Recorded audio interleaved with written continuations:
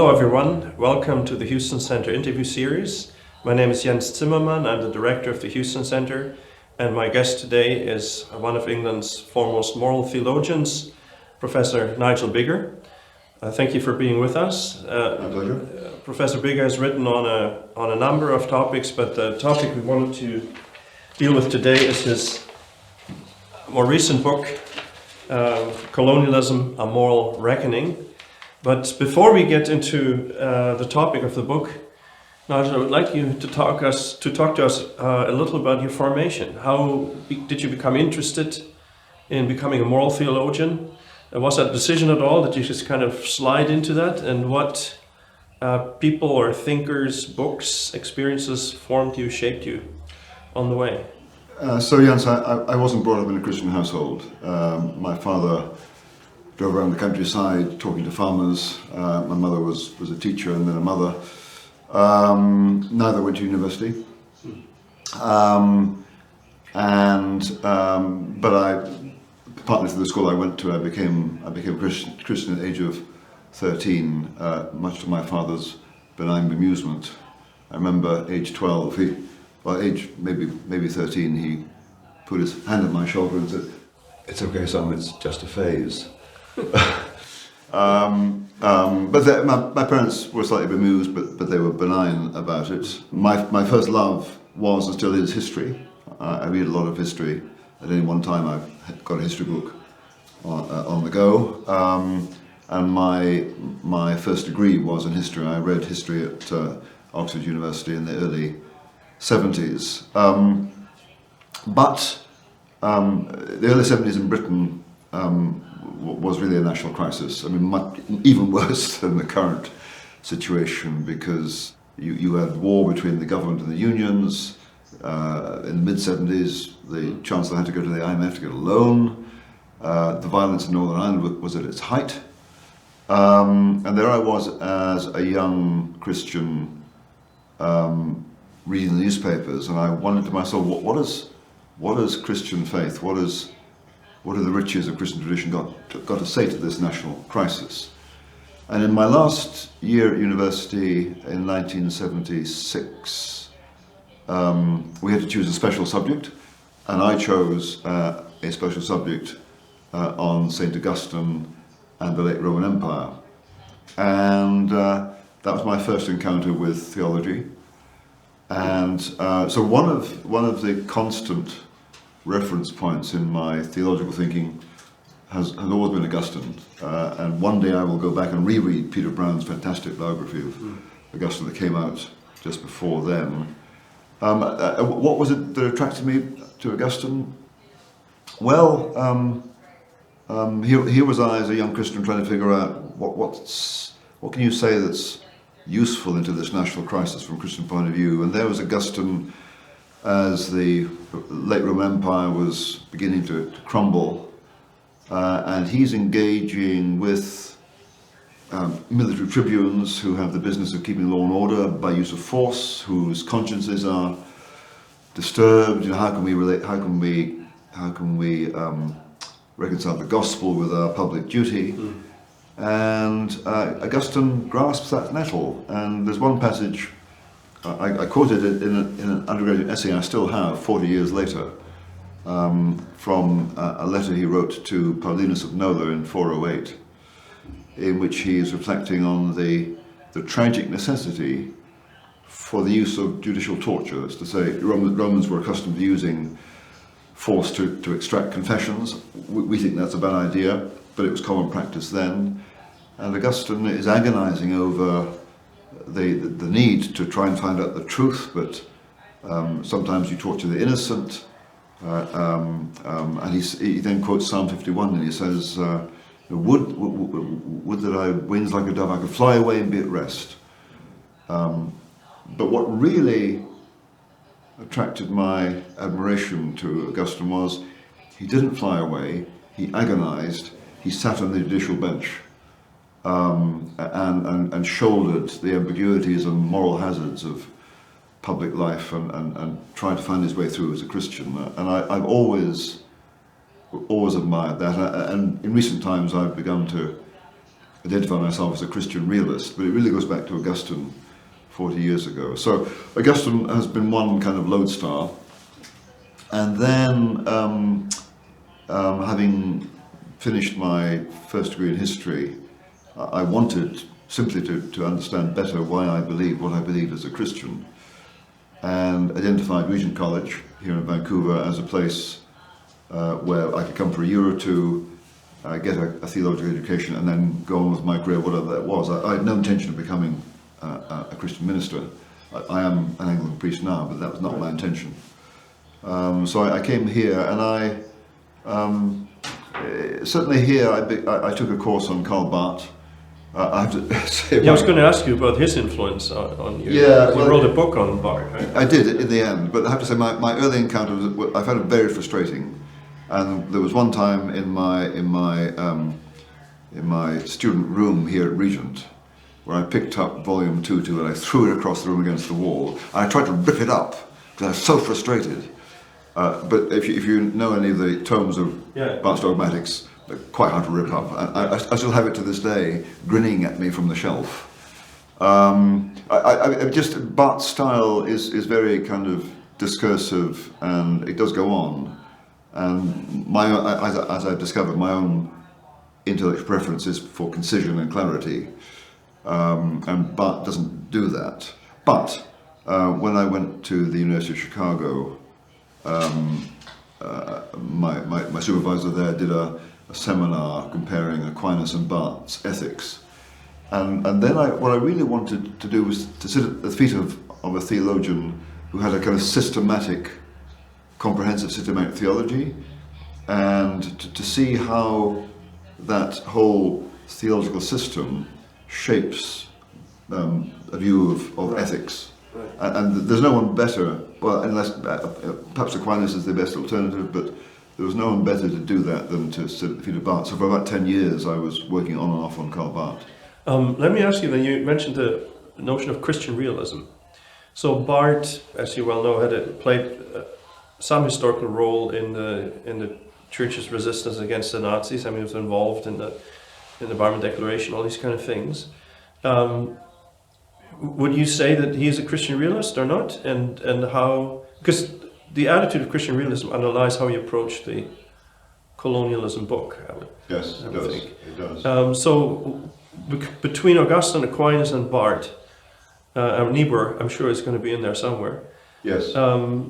What is Christian realism, and did Barth have it or not? Yeah. I'd be interested in that, because I mean, he was politically engaged. Yes, he was. He was. That's an interesting question. Was he a Christian realist? I think, as I understand it, I say no. In that, I mean, you're right. He was engaged, and his theological thinking is affected by his experience in Germany in the 1930s. Very much. So I don't want to say he wasn't engaged. Was he a realist? In this sense, no. I mean, I think of Christian realism as a form of theological ethics that pays very close attention to the details of circumstances, and there's a kind of dialogue between circumstance and principle. It's not a matter of just applying principles to a case, to a set of circumstances. There's a sense in which when you bring your abstract principle to bear upon circumstances, there's a dialogue whereby sometimes the principle learns and gets refined by engagement with reality.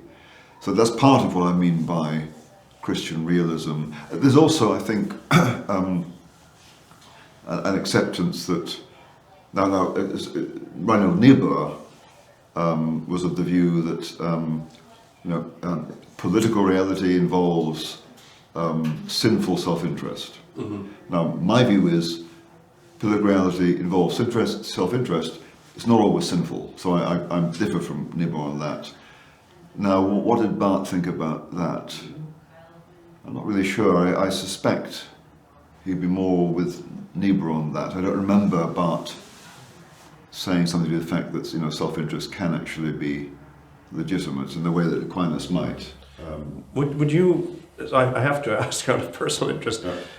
Where would you fit somebody like Bonhoeffer in there, because he criticized Barth for, to paraphrase him, a non-incarnational approach to these things, right? So Bonhoeffer has this phrase, again I'm paraphrasing, where he says that reality, and he means the socio-political realities, are the sacrament for discerning God's will. So things are mediated through these realities in order for us. So he was very strong on assessment of the political, historical, sociological truths and political truths that form a situation, and that needs to inform how you follow Christ in that situation. So it's a very non-template and non-casuistry kind of approach. Like, have you, like, between Niebuhr, Barth? No, I've forgotten that about Bonhoeffer. Bonhoeffer sounds therefore more realist to me, right, in that close attention to social political realities. It actually informs. It's not simply a dead matter you apply principles to. You actually learn from it. And Barth was very bad at that. I mean, that's where I criticise him. The most notorious example of Barth's, I think, rather haphazard thinking when it came to making judgments about things was in his 1946 essay on Christian community. He says that there is an inevitable political corollary between God's self-revelation in Christ and the prohibition of secret diplomacy. Really? Inevitable? But that's the kind of thing he would do, the kind of leap from theology to kind of policy judgment. And in my book I say, you need to work through much more carefully. And I mean, that's precisely where what you're saying, right? Where also personal experience plays a large role, because Bonhoeffer found himself precisely in the position where he had to play a public role, but secretly had to do something else in order to bring about the good, as he saw it. So that was a different. And Barth was in Germany during the 1930s and was expelled from his position. So it wasn't that he wasn't involved; he was. But Bonhoeffer's involvement was altogether deeper, more agonised, and more serious, actually. And it's something we could talk about later on. Patriotically inspired, like he was. He thought the German nation as a people was important, and the kind of gains they had made through, Western civilization as influenced by Christianity. These kind of values were important to him. So when he saw all of that disappearing, he had to take action. He felt a civic responsibility to do that. And one might say his decision not to stay in New York but to return to his people and to suffer with them was incarnational. Now Barth can be excused because he wasn't German; he was Swiss. Yes. So his next investment in that sense.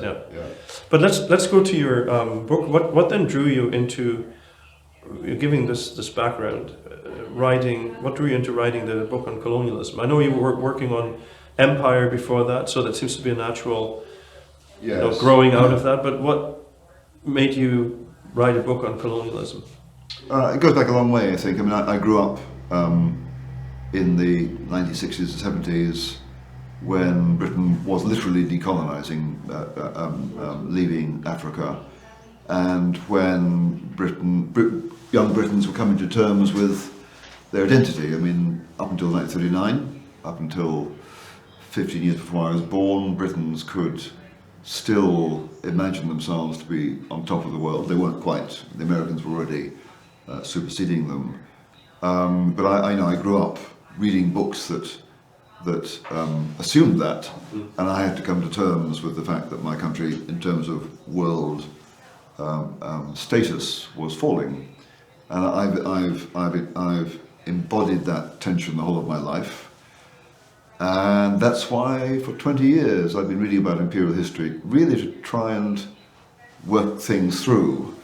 And so there's a long gestation period, but it was the experience in 2014 of the referendum on Scottish independence, and I was an opponent of Scottish independence, but I came across this argument put forward by nationalists that Britain equals empire equals evil, so Scotland's separation, the disintegration of the UK is justified by the need for Scotland to purify itself of imperial sins. And having read imperial history for 20, 30 years off and on, I knew that the equation empire equals evil simply just isn't tenable.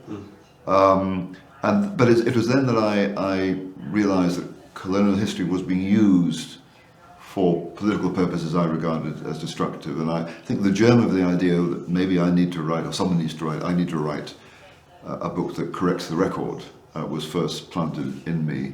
And then the issue of colonialism after with the Roseman's Fall campaign in Oxford in 2015, and then the killing of George Floyd in 2020, and the upsurge of Black Lives Matter has become much more publicly prominent. So you call it a moral reckoning. So it's a moral assessment, historically based, but that's your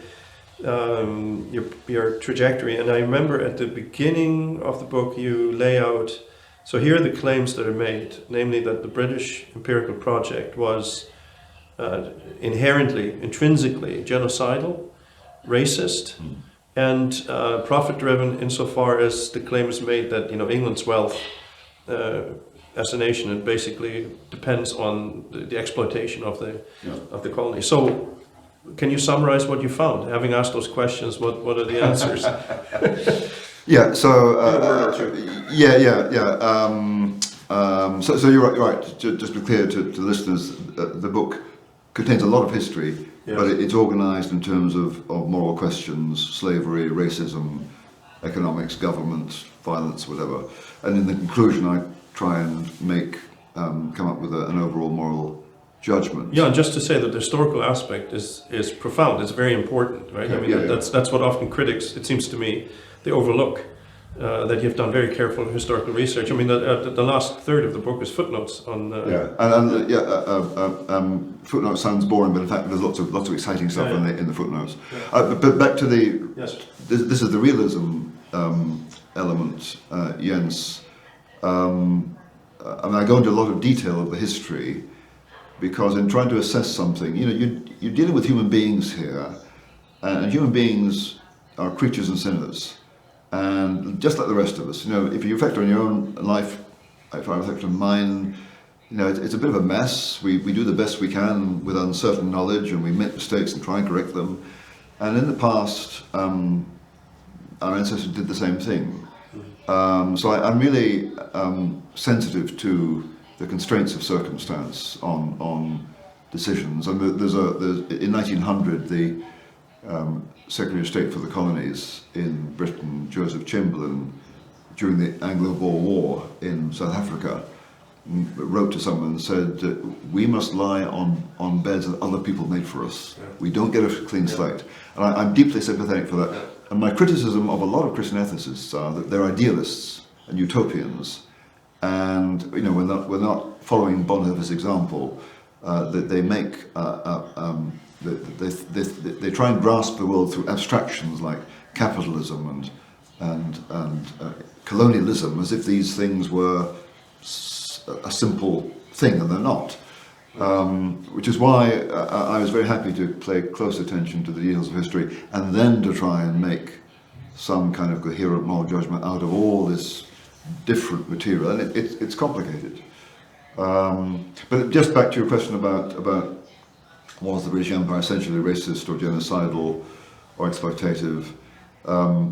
Quickly, it wasn't simply racist. There was lots of racial prejudice, particularly in the parts of settlers and planters. On the other hand, the imperial metropolis was quite liberal and determined that, in principle, English law would apply to all races regardless of skin colour, but there was tension between officials and settlers. But yes, the empire presided over 150 years of slave trading and slavery, but then it was among the first states in the world's history to repudiate both in the name of a Christian view of the basic equality of all human beings under God, regardless of race. Right. So you can't say that the empire was simply racist, because the second half of its life was devoted to that. Yeah. And the same with it, I don't think there was. It depends how you define genocide. Well, genocide would be the deliberate extermination of a people, According- which you consider for some reason you can exterminate, i.e. which it's connected to the racist idea that they're biologically subhuman, therefore you get rid of them. Exactly, strictly understood, it has to be intentional and deliberate. Yeah. And the paradigm of genocide is usually conducted by a state. So, you know, the Holocaust in Nazi Germany with the paradigm. And there was nothing in the British Empire like that. There were settlers who treated Aboriginal peoples as subhuman and would kill them wantonly. But there was no systematic state genocide anywhere. And as for exploitation, depends what you mean by exploitation, but certainly the empire gave African entrepreneurs opportunities through the global free trade system, and it enabled Indian entrepreneurs to come to send their sons to Cambridge to observe industrial practices, take them back to India, build textile and steel mills in the 1890s under the British Raj, so that India was the largest, third largest, fourth largest steel producer in the world by the 1930s, and the Tata conglomerate, which began under the Raj in the 1890s, now owns most of what's left of British Steel. Right. So it gave native entrepreneurs opportunities. It wasn't simply exploitative. Right. Yeah, and nor was it. I remember you saying this. Nor was it the case that, you know, Britain as such would have stayed poor. You know, wouldn't have developed unless it had had the riches of the.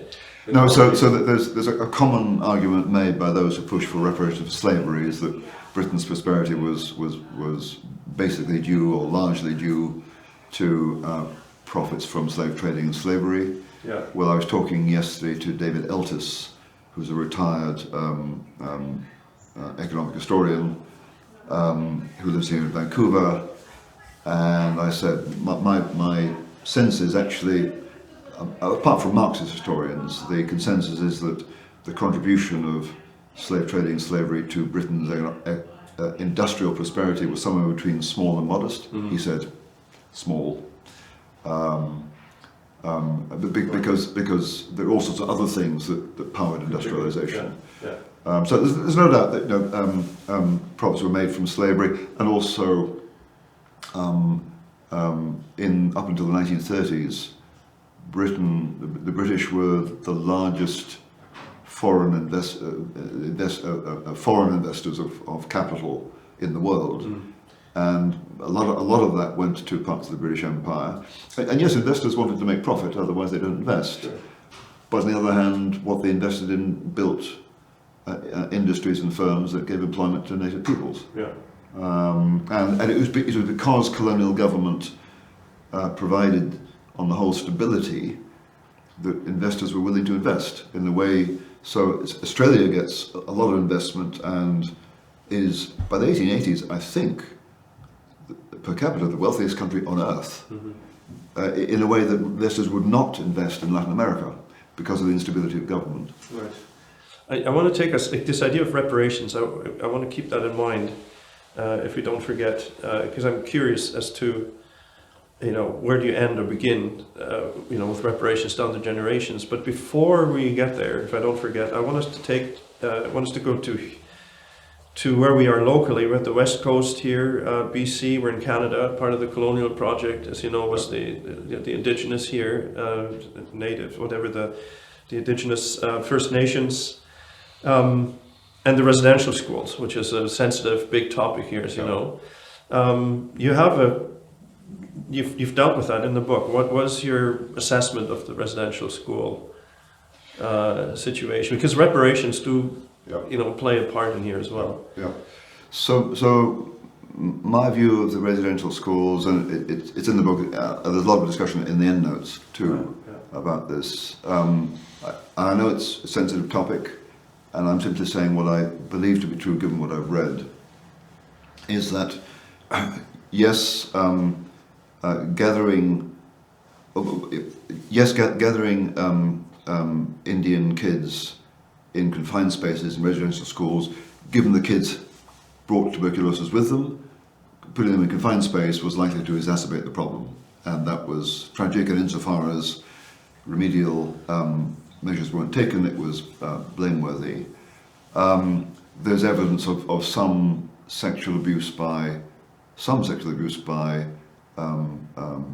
adults on kids, and yes, there may be cases where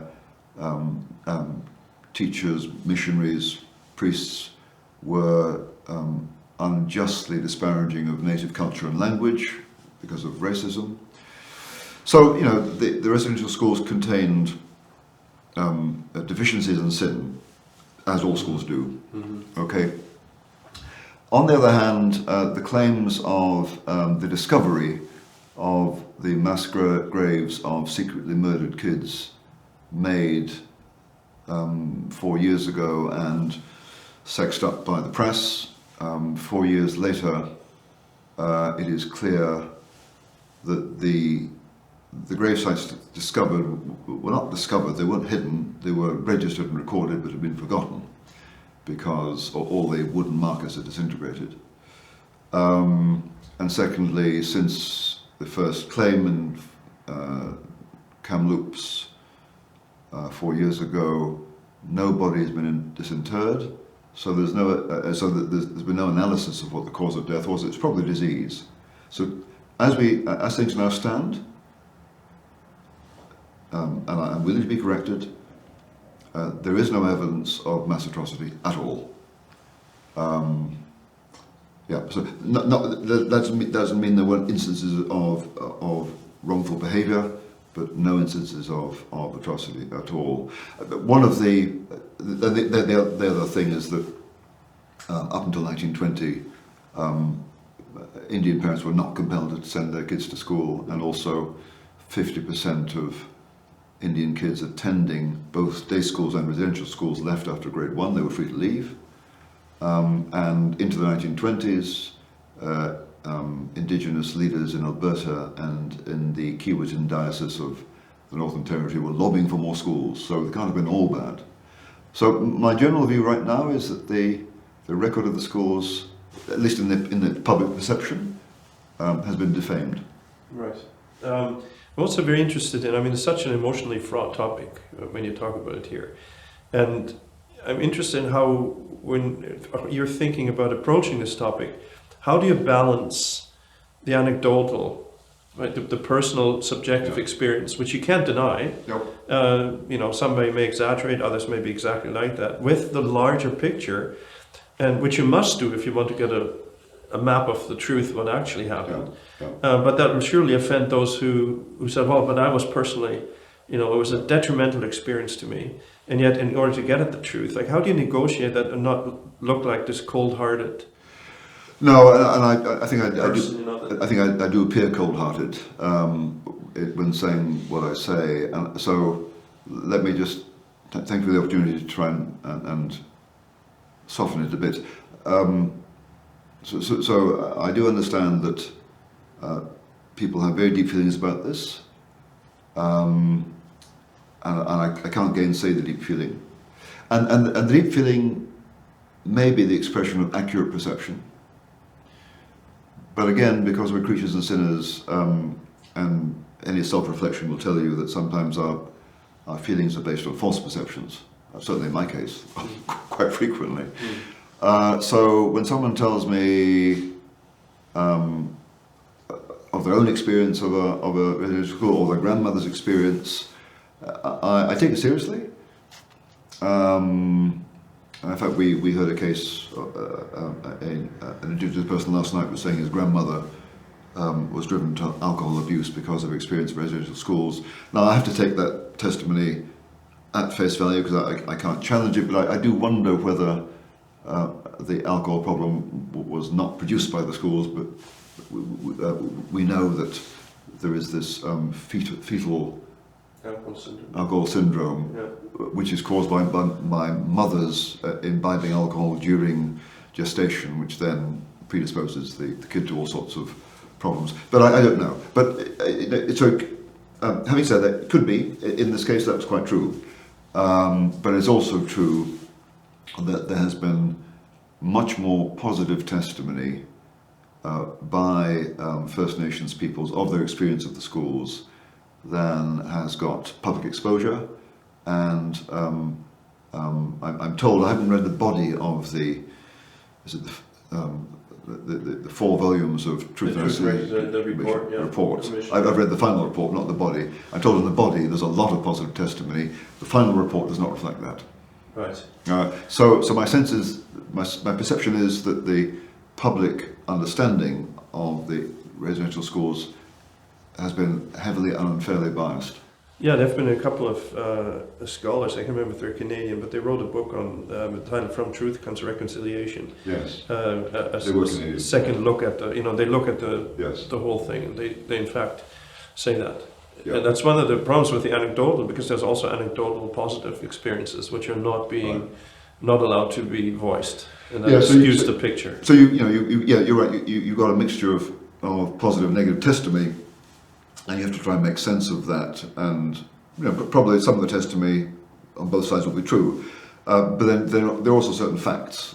The fact that actually there was no compulsion, maybe until the 1940s, when the schools had effectively become havens for kids who were removed from dysfunctional families. But up until then, it wasn't forcible. And the fact that there were native communities still lobbying for more schools in the 1920s does suggest it wasn't universally bad. Let me move from there to the idea of reparations before I forget it. So both in terms of compensation materially and in should I still feel guilty, so still work through what's happened then, whatever the picture may be. Yeah. Like how far down do we pass guilt or responsibility, and how far down do we go with compensation? When should compensation be made? Right. Down the generations. I mean, I've had this in my experience. I've come from Germany. It was the Holocaust, so the German nation has, or at least a great part of it, collaborated and systematically, that was genocide, there's no doubt about it, of eradication for subhumans, supposedly, of the Jewish race. But by the time that I came around, this was 2 generations or so later, and you were still burdened with this. Yeah. This was your doing, which clearly it was not. Yeah. How does one adjudicate this? How do you think about this? And to what point do we, pay compensation? Should the Italians pay the Germans compensation for, how many generations back do you go back? Or should the English demand reparations from the Italians for what the Romans did? Yeah. So the case of post-war Germany is the paradigm, isn't it? So property was taken from Jewish Germans. Yes, property, art. It was clear what the property was. It was clear who took it, and it was clear from whom it was taken. And it was clear because the timescale was narrow. So the theft from the Jews took place in the late 30s, early 40s, and after. I don't remember when was it the German state began to consider compensation, in the 60s. Yeah. Okay, so we're talking about 15 years, right? Mm-hmm. So that makes sense. But when you're talking about what happened, and the case I think about is historic slavery. So the British were involved in slave trading and slavery 1650 to 1830, right? That's now 200 years ago. And the problem there is, partly, all sorts of other factors have entered in to affect the fates of the descendants of slaves, so that the descendants of slaves on the island of Barbados, in terms of life expectancy, literacy, and gross national income in international dollars, far exceeds those of Jamaica. Both were as it were, countries inhabited by descendants of slaves, but their fates have been very different, partly because of post-colonial mismanagement of government, not because of what happened 200 years ago. So it's partly the introduction of other causes. And then,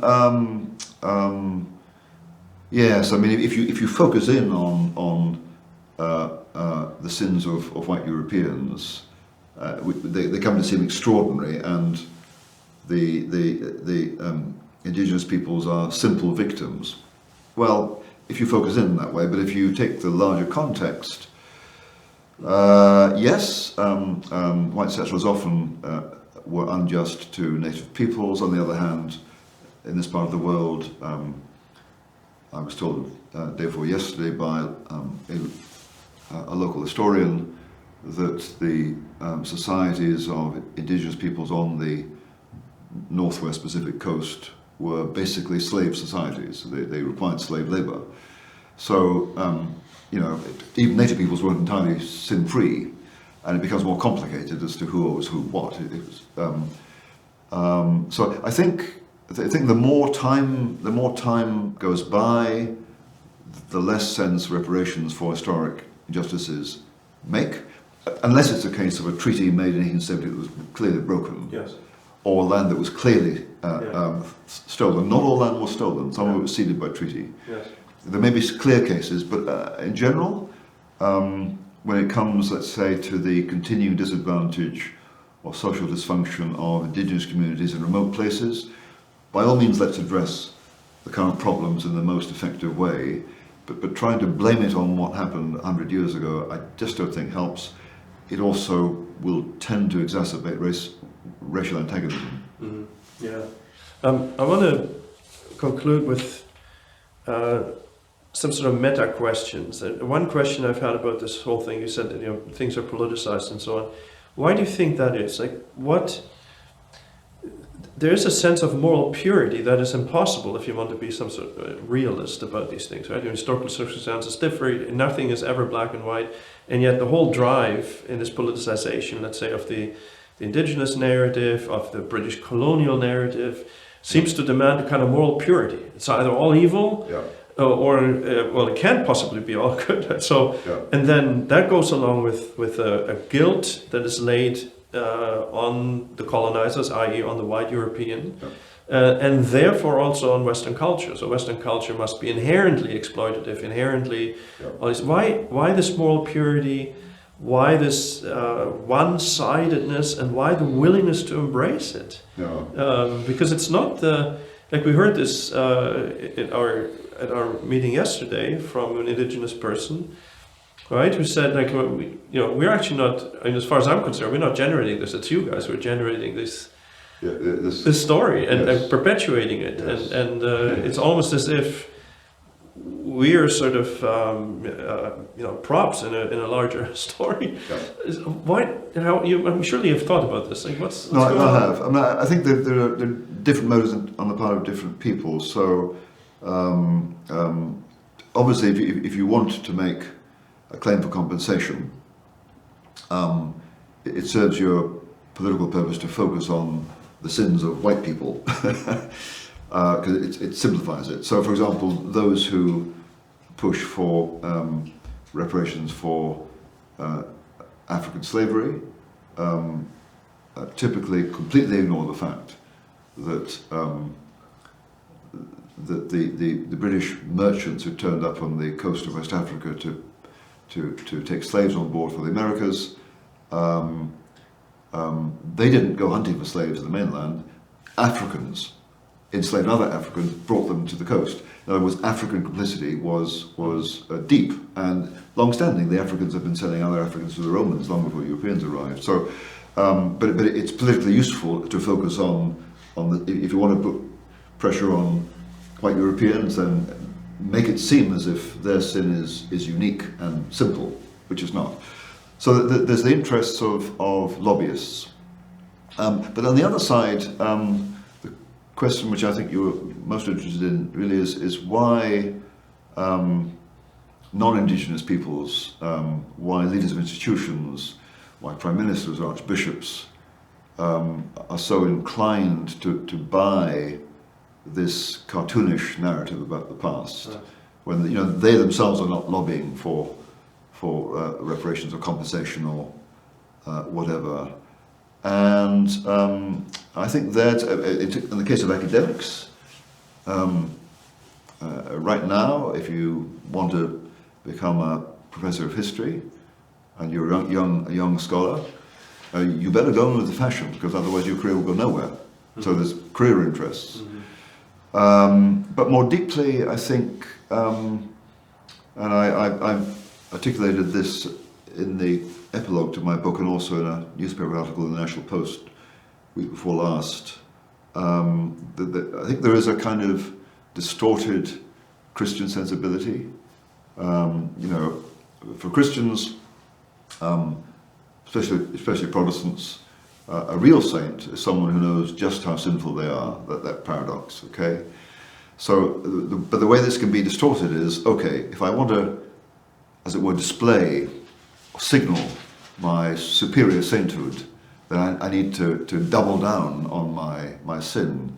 And so Pascal Bruckner, the Jesuit-educated French philosopher, makes this point in a book that, in a sense, Europe, or the West, or the Western elite, retains its kind of moral superiority by saying we are the sinner in chief. No one has sinned like us. Mm-hmm. And look at how moral we are because we repent more than anyone else. And I think there's a spiritual dimension to this. It's a strange, and that goes hand in hand actually with an ugly self-righteousness, right, and a mercilessness toward those who dissent. There is a spiritual dimension here. And that would explain, I've always been puzzled by with the rejection of argument. You can't argue. No. So it was one of the questions I was going to ask you. What do you make of this notion? Because it plays along these same lines. It's almost, has a religious feel to me. Yeah. So you write this about the residential schools, and some others have written the same thing. So you're therefore a denialist. Yeah. How do you argue when you're already slotted? No, I figured out. It took me. I'm quite slow at realizing what's going on, Jens. But I figured out some people do not want an in good faith discussion. They're in the business of shutting you down. Mm. Why? Some people wanted to shut down my speaking at Regent, and they succeeded in the short term at least. Why do they do that? Well, it's become clear to me, of course, the complaint is not that they are being forced to listen to me, because they're not being forced. No one is forced to come and listen to me. The complaint is that other people will be allowed to listen to me. Now, why are they bothered with that? Mm-hmm. I think it's because they're worried that if other people listen to me, other people will think I'm right, mm-hmm, and they're wrong. So I think actually they're aware that intellectually they have no legs to stand on, and they're worried that people are going to see that. Right. Final question, although it opens up a lot of things. You've written so many interesting things. You've written on just war, but you've also written on nationhood, ethics of a nation, and some of what's going on here is a recovery by some people from the oddest corners of the West as a valuable concept. Right? A lot of what we're experiencing is anti-Western, and I think it's naively so. You're British, I'm German, the Irish is Irish. Like, there is not one European blob, Right. So whatever the West is supposed to be, whatever European is supposed to be. But as you know, so I'm wondering what for you in the large picture is at stake. So there are these, people like Jordan Peterson or even Richard Dawkins, Douglas Murray, others who are not necessarily Christian, not invested in a Christianized West or Christendom or whatever, but they're beginning to see that there were sedimented values in the culture that are worth defending. Yes. And that's one element. Another element is, at least across Europe, there's a re-entrenchment of nation, of national interests. And that is often in North America, I think, falsely perceived as a rise of right-wing populist nationalism, which is a difference to me. Yeah. So I don't know if this is maybe too broad a question, but the Western value thing and the nationhood thing, what do you think is going on and what's at stake from your point of view? Yeah, so I've come out lately and identify myself as a British patriot. I do it somewhat provocatively in the sense that I don't know anybody of my social class and education in Britain who would dare do that. But I am a patriot. I am committed to my country. That doesn't mean I think my country is is always right or even best. And I often say it's only because you love your country, as Bonhoeffer did, that you can find it deeply disappointing. Yeah. So patriotism really, it's a love. It doesn't mean you don't appreciate other countries. I admire Germany enormously, and I wish I could speak German better. But I think it's good to be aware that your immediate environment is what shapes your and other people's lives. I can't save the whole world, but it's really important that I commit myself to fighting for a better Canada or a better Britain or a better Germany, and you know that's perfectly compatible with recognising the value of the European Union or the UN. So there's that. But the other thing is that Western values, liberal values, the notion, the value of free speech, the belief that all individuals are of equal basic worth regardless of race and class, a concern for the poor. These values that are prominent in liberal Western societies, yes, they may be recognised elsewhere, but there are certainly cultures that don't promote them, and we do, and it's because of our traditions, our national traditions, and it's really important we recognise. We don't take these things for granted because the world around us, I keep saying, you know, in Canada, Australia, Britain, we get to live in some of the most prosperous and liberal countries on earth. Most people don't. This didn't fall from heaven. It was built partly by the British Empire, and we need to be grateful for what we received. By all means, let's improve it, but it also needs defending because there are people in Beijing and Moscow and Tehran who would destroy it. Yeah. So let's be grateful. And let's be, by all means, let's be self-critical, but let's be grateful for what we received and take good care of it. Yeah, and it does seem that it's a fragile gain that we could lose. And I think people are understanding now, you know, that the kind of anti-Western and sort of consensus machine narrative that seems to be out there, that's detrimental to these fragile freedoms. So If in Britain, the tide seems to be turning somewhat. No, I think it is. I think it is, and we you know, last night's conversations were exemplary. We need more of those kind of open, in good faith discussions together. And I do think, you know, maybe in the decade or so after the collapse of the Soviet Union and the bringing down of the Berlin Wall, we thought that liberal democracy was safe and that was, you know, that it had won. Well, we now know that's not true. We need to remember what's worth preserving. Right. And I think we are, and the luxury of this radical, relentless, cartoonish criticism of the West, right now we can't afford. On that note, thank you very much for your time with us. Wish you a good trip back home. Thanks. I hope to see you again. Thanks, I really enjoyed being here. Thank you very much.